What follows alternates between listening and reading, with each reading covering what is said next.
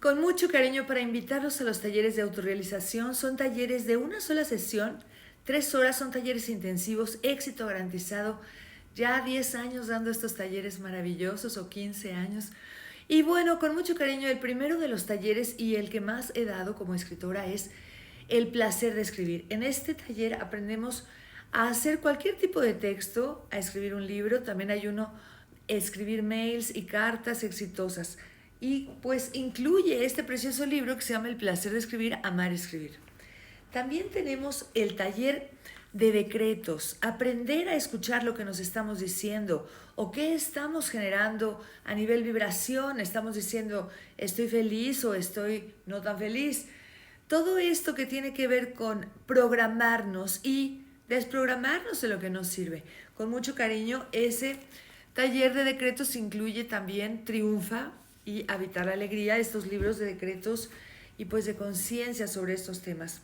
También tenemos el taller que se llama Lunas y Flores, que incluye el libro Tiempo de Orden y Amor. Y este taller es conocer cómo se mueve la energía del cosmos para saber sembrar en la luna nueva, cosechar en la luna llena, triunfar, etcétera. Y también tiene muchos temas como recetas, escenarios, cómo trabajar con las rosas, cómo trabajar con la luna, cómo ordenar ciertas cuestiones de limpieza y de un poquito tips de Feng Shui.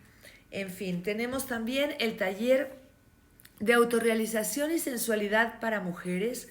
Bueno, para quien quiera aprender a caminar en tacones o perfeccionar su técnica, y tenemos todo lo que tiene que ver con la belleza, con el amor, con el valor, con la sensualidad, con la prosperidad. Soy suficiente, soy realizada, vivo enamorada.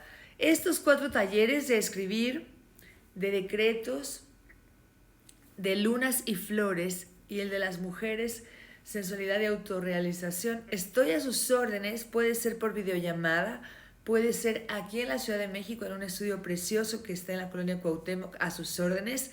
Son talleres de una sola sesión y con mucho cariño los espero. También tenemos un taller muy bonito sobre los duendes. Aquí tenemos a Dengue.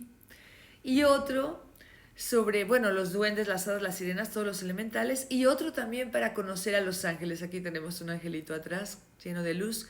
Luz para todos, bendiciones y con mucho cariño, Guiomar Cantú, www.guiomarcantú.com.